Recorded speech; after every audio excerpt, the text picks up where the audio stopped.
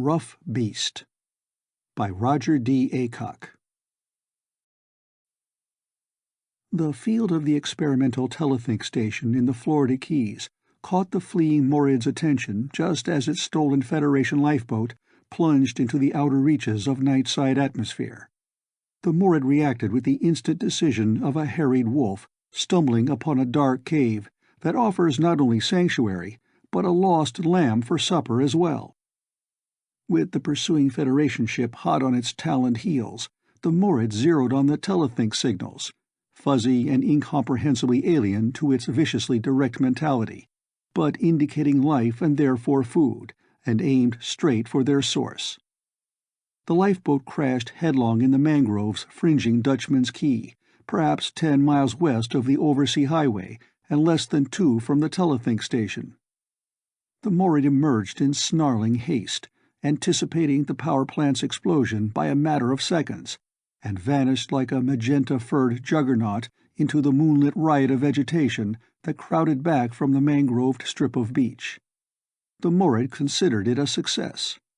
The lifeboat went up in a cataclysmic roar and flare of bluish light that brought Van, the telethink operator on duty, out of his Goldberg helmet with a prickly conviction of runaway range missiles.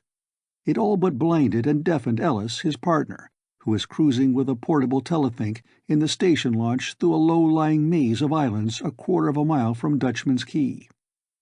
Their joint consternation was lost on the Morid because both at the moment were outside its avid reach. The teeming welter of life on Dutchman's Key was not. The Morid headed inland, sensing abundant quarry to satisfy the ravening hunger that drove it, and, that craving satisfied, to offer ample scope to its joy of killing. The Morid's escape left Zaxtal, Federation ship's commander, in a dilemma bordering upon the insoluble. It would have been bad enough to lose so rare a specimen even on a barren world, but to have one so voracious at large upon one so teeming, as the primitive telethink signals demonstrated, with previously unsuspected intelligence was unthinkable. This, at the outset, was Zaxtal's problem. Forbidden by strictest galactic injunction, he could not make planetfall and interfere with a previously unscouted primitive culture. Contrariwise, neither could civilized ethic condone his abandoning such an unsuspecting culture to the bloody mercies of a Morid, without every effort to correct his blunder. Hanging in stationary orbit in order to keep a fixed relation to the Morid's landing site, the Federation commander debated earnestly with his staff until a sudden quickening of the barbarous telethink net made action imperative. 2 of the autochthons were isolated on a small island with the Morid. Unwarned, they were doomed. So he grouped his staff about him, sitting, crouching, coiling, or hovering, as individual necessity demanded, and as one entity put the whole into rapport with the all-but meaningless signals that funneled up from the telethink station in the Florida Keys. And in doing so, roused a consternation as great as his own and infinitely more immediate. The flash brought Van away from the telethink console and out of the Quonset station to stare shakenly across the tangle of mangroved islands to the west. Wayman came out a moment later on the run, when the teeth-jarring blast of the explosion woke him. They stood together on the moon-bright sand, and Van relayed in 4 words the total of his information. "It fell over there," Van said.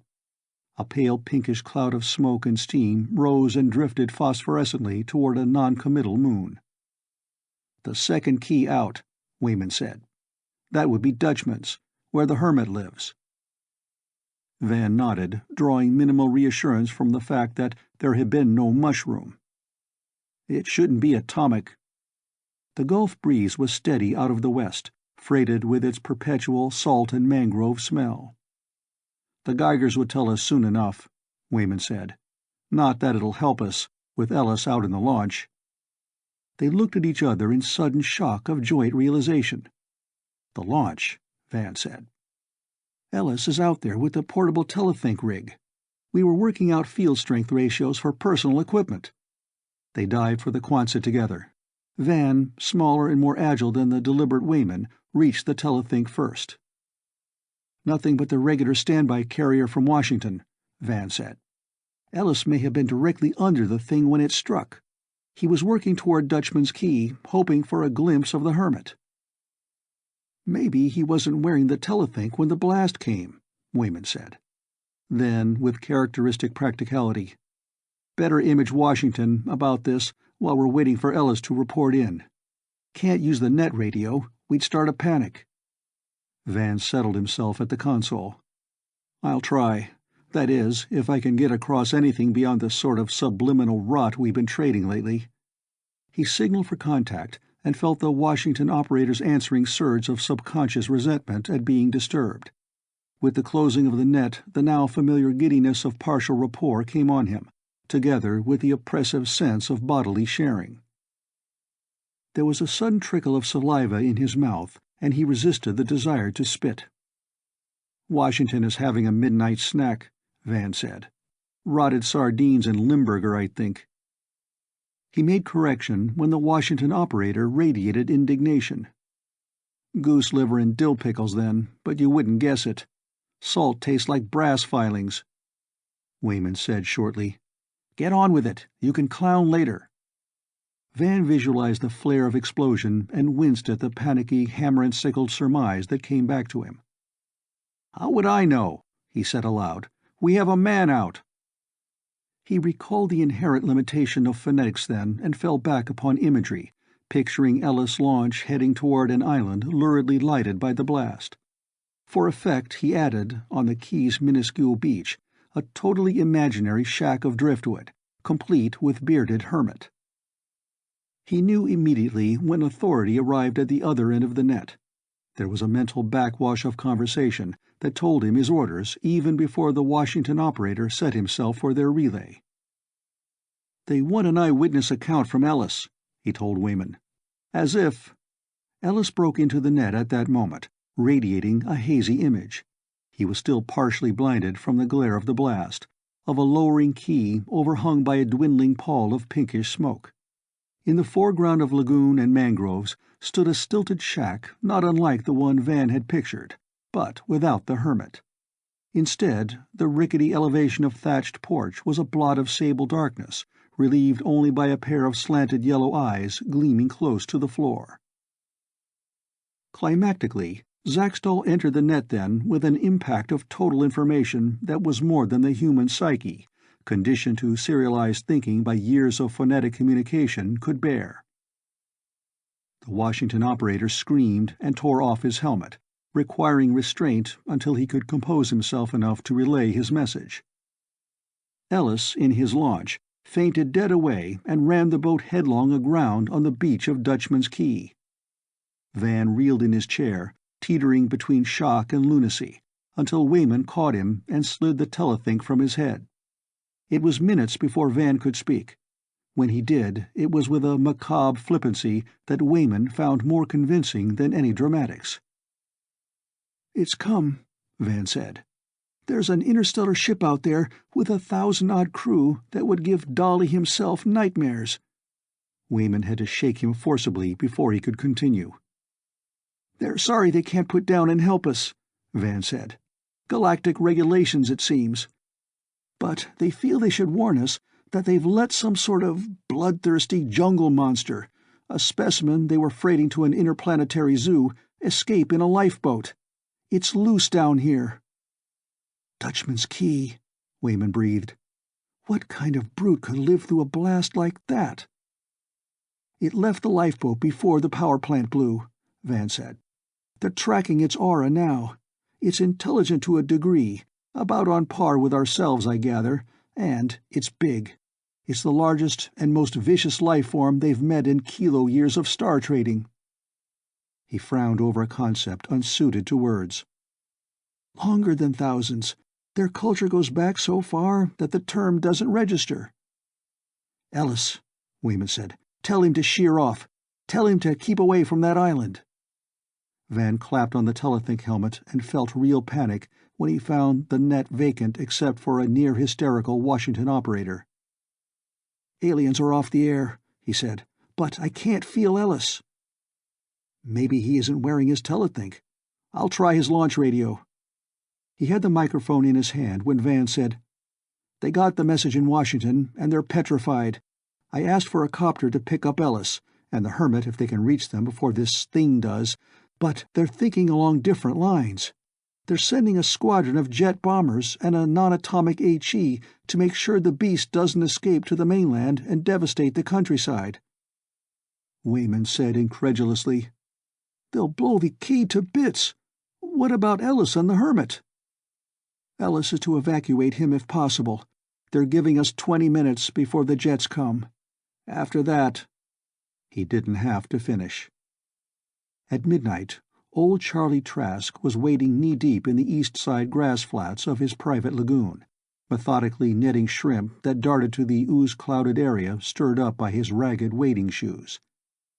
An empty gunny sack hung across one shoulder, ready for the coon oysters he would pick up from mangrove roots on his way back to his shack.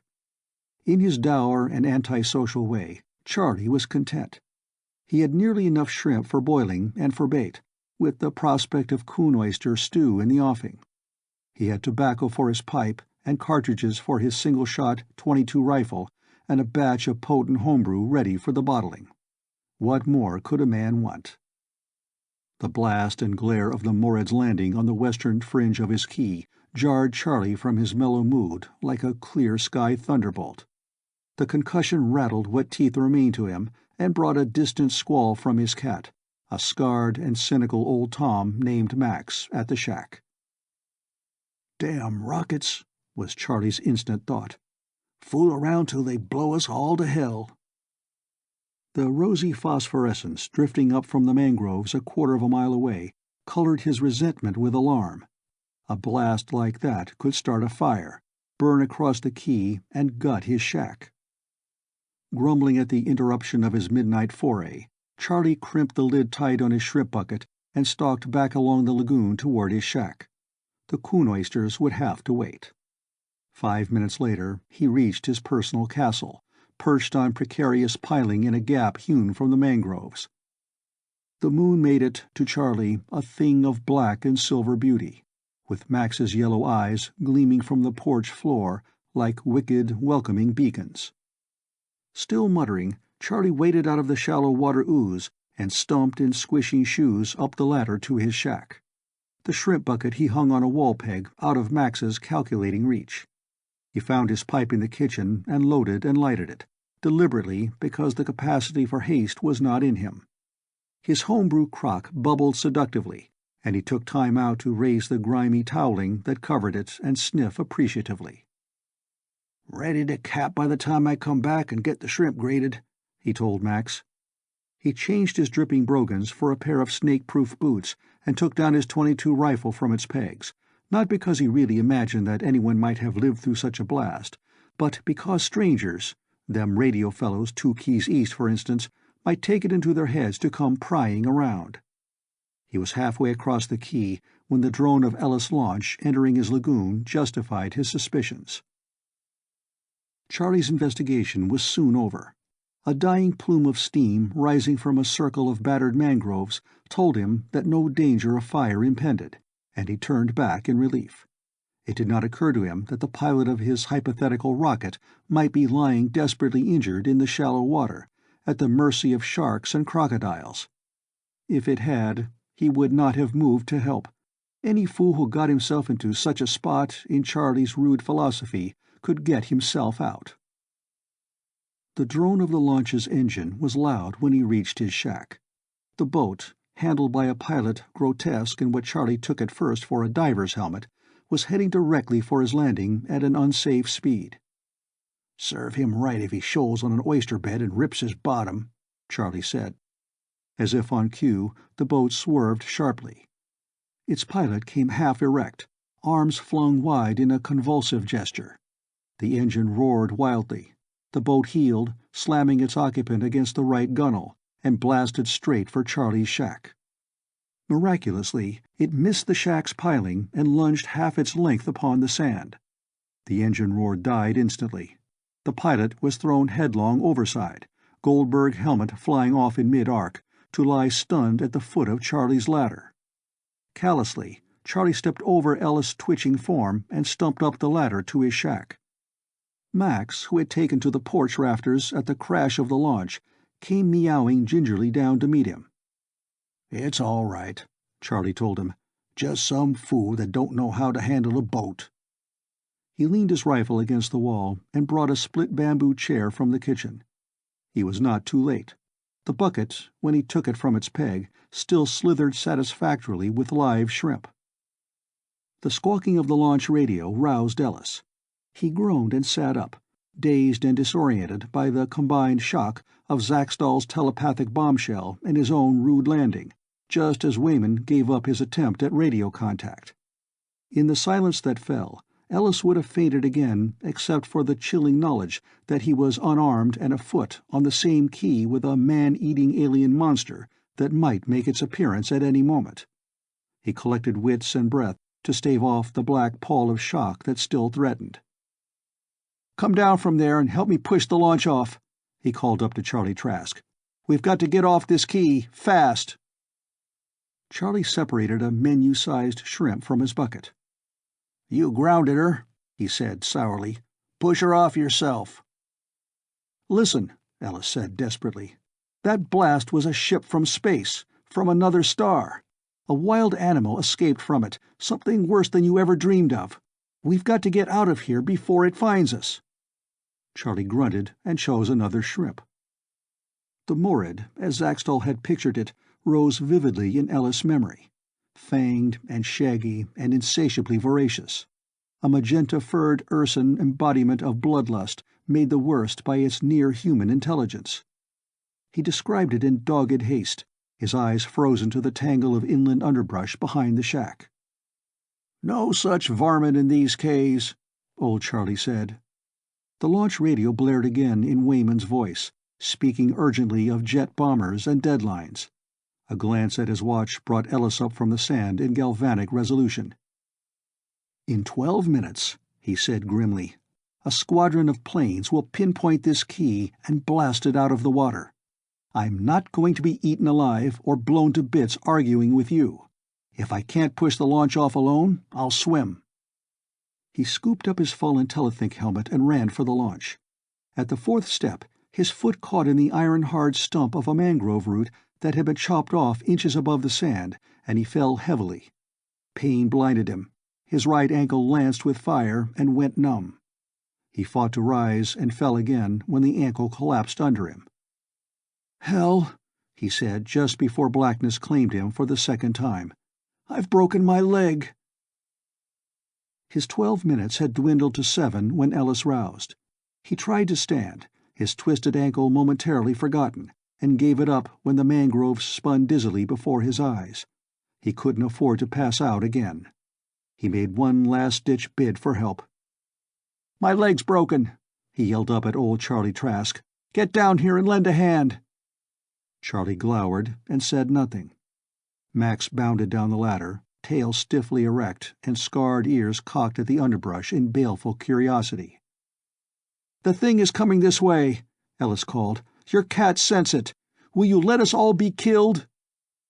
Charlie Trask grated another shrimp. Swearing bitterly, Ellis caught up his telethink helmet and slid it over his head. He found the net in a welter of confusion. Washington demanded further information. Van at the station was calling him frantically. His own scramble for help images only added to the mental babble. On the Federation ship, confusion was nearly as rampant. Zaxtal's dilemma still held. He could not make planetfall.